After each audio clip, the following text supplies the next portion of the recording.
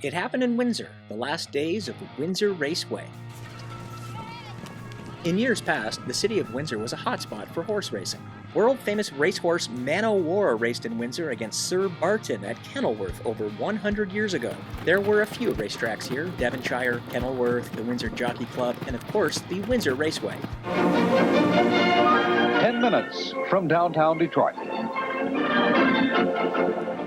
The newest and most modern sports center of its type in the Windsor Motor Center area. This film footage was shot at the Windsor Jockey Club in the late 1940s, just about where the Oled Avenue overpass goes over Jackson Park. Note Kennedy High School can be seen in the background. By the 1970s, there was only one horse race track left in the city, and that was the Windsor Raceway. And by 2012, the Windsor Raceway had closed and was slated for demolition. After its closure, the track became a destination for curious photographers and urban explorers, like myself. The track is isolated, and there really was no security to speak of, so we'd go down there to look around and take photos. By 2015, the demolition of the track was well underway, and believe it or not, it now became even more of a destination for photographers. The site of the building in mid-destruction looked very interesting, almost post-apocalyptic. This photo is probably my favorite. Sometimes, when there were no demolition crews around, we would go in for a closer look. Urban explorers became emboldened to venture into the structure, looking to take photos and to keep an eye out for souvenirs. There were also signs of the life that had existed at the track before it was shut down. Notes left by employees still pinned to the wall.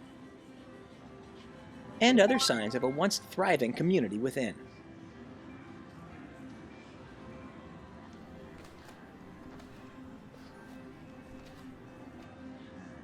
One of my favorite sights inside was the cash count room and the vault door. We took a few small souvenirs from the building and left, expecting the demolition to wrap up and that would be the end of the track. On June 30th, 2015, the track was in the news again. There had been an excavator used in the demolition stolen from the site of the track and taken on a joyride around the property. After the joyride, the excavator was crashed into the neighboring Ojibwe Park. I went out there with my camera just to take a look and to get a few photos. By the time I arrived, the excavator had already been dragged out of the bush, but it still left a few nagging questions in my mind. Who had stolen the excavator, and how had they stolen it? Surely the driver wouldn't just leave the keys in the ignition overnight. Or would he? Maybe security at the site was lax. On my way off the site, I took one last photo of the half-demolished Windsor landmark. It would be my last and perhaps the last photograph ever taken of the track. Because at 4 a.m. the next morning, Canada Day 2015, it was reported that the track was on fire. Tons of people showed up to the site to watch the building as it slowly melted away. I decided to go take a look myself, but I went in through the back to get a better vantage point that no one else had. I stayed there for a while, gathering photos and taking a time-lapse video of the structure burning. Eventually, I saw that security was on the way, and when they got there, they told me to leave the property. I questioned, why now? Why only now did they care about security?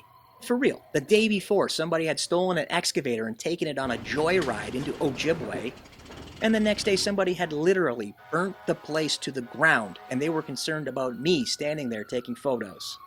Anyways, the track has been closed for almost a decade now, and it has been gone for about 6 years.